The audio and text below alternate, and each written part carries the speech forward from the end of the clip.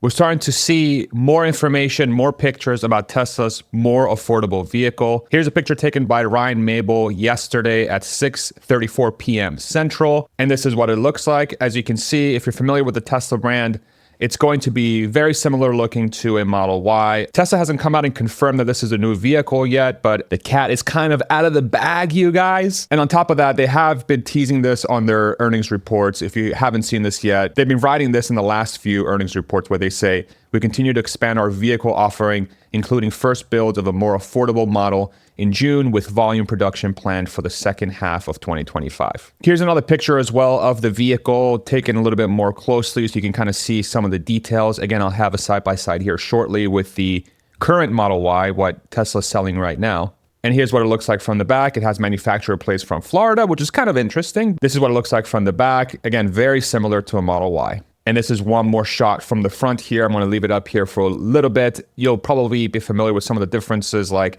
the wheels maybe are a little bit different. The tires might be a little bit thicker. Obviously, the light bar is missing. But let's spend some time and actually look at this in a little bit more detail. So I took a picture from Tesla's website of the existing Model Y, which is on the right. And this is the picture that was shared yesterday on X. You can see that the light bar is completely missing here. You can also see that the headlights are a different type. The current Model Y looks a little bit more premium. The new Model Y is going to look different. You can see that the blinker now is part of the headlight unit. Here, the blinkers on the existing Model Y is down here, which is kind of missing in the fascia here.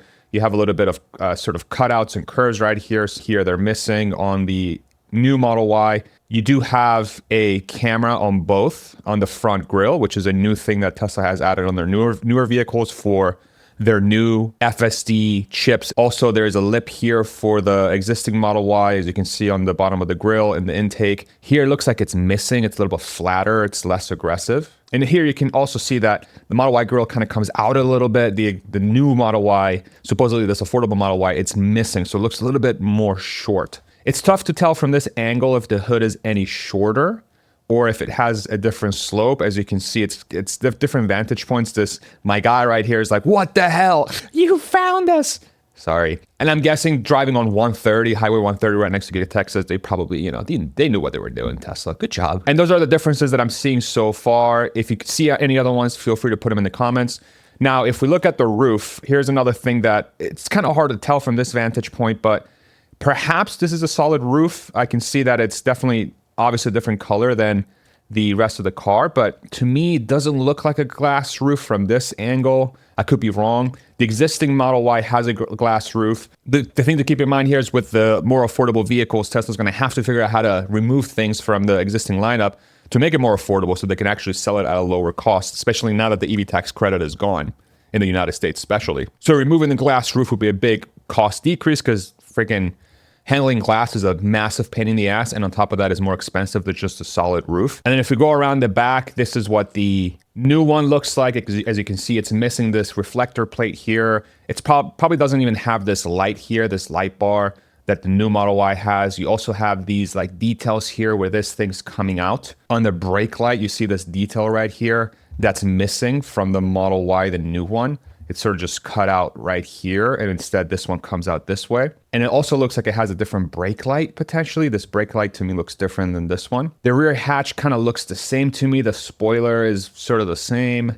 This lip here for the trunk does look different though, so maybe the spoiler is different. As you can see, the trunk lid here stops at the diffuser in the back here. With the new Model Y, it sort of continues. And the bumper kind of looks the same to me, no major differences. And then here, what I was talking about, this glass roof, if you look at the top here, to me it doesn't look like glass, but again, it's going to be tough to really know for sure in these pictures. Now, of course, the reason why Tesla's doing this, as I hinted at earlier, is that they are going through a maximization of their factories. So with the removal of the EV tax credit in the United States, Tesla has to figure out how to sell more cars or how to make sure that they're shipping enough cars through their factories so that they can, number one, sell something to customers. Number two, ensure that investors are happy because they're selling their product, because Tesla's a publicly traded company. Obviously, they have investors. But ultimately, number three, to figure out how to collect as much data as possible to feed their self-driving system, their robotaxi network, which is starting to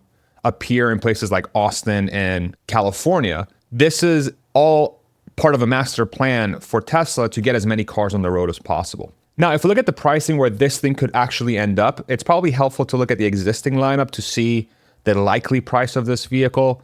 The existing Model Y starts at $44,900 and it ends at $57,400 with the performance. The existing Model 3, which is currently their slightly more affordable car, starts at $42,500 and it ends at $54,900 with the performance all-wheel drive.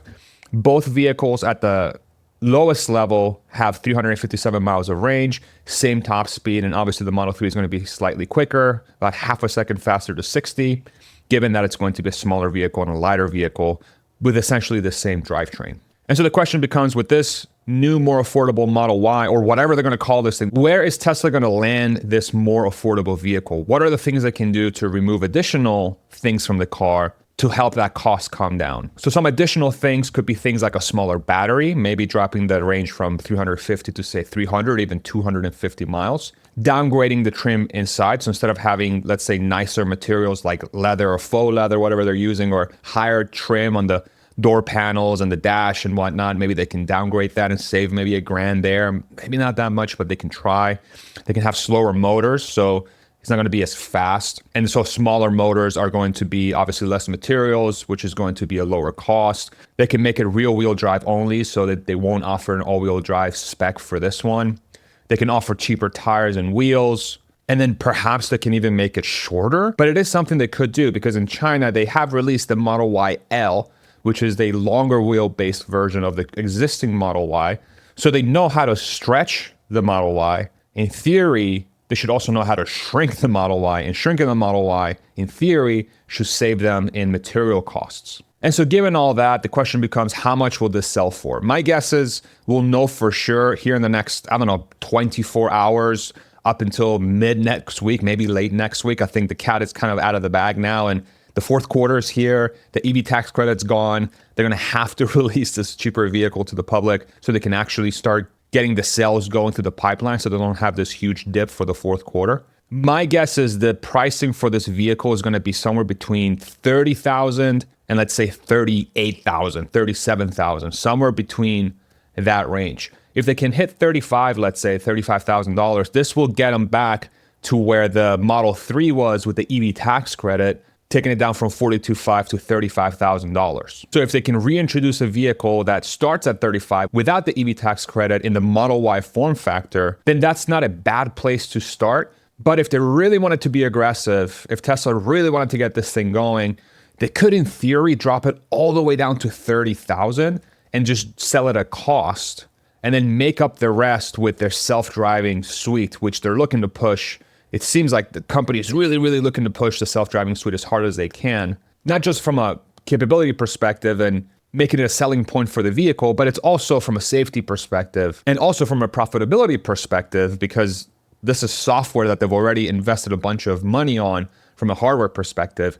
And so uploading that software in a car that, let's say, costs $30,000 to make, and then you sell it for $30,000, you start making money on that software. Over time, if you say charge $200 or $300 for that software, especially if it's unsupervised and you don't have to pay attention with that self-driving suite, which is exactly where Tesla is going. They have the robotaxi network already out in Austin, Texas, and in California, which is doing that already. So if you can pass that on to owners where they don't have to pay attention, then in theory, that becomes a huge selling point for these vehicles, to the point where you don't really have to make money on the cars, selling the actual car.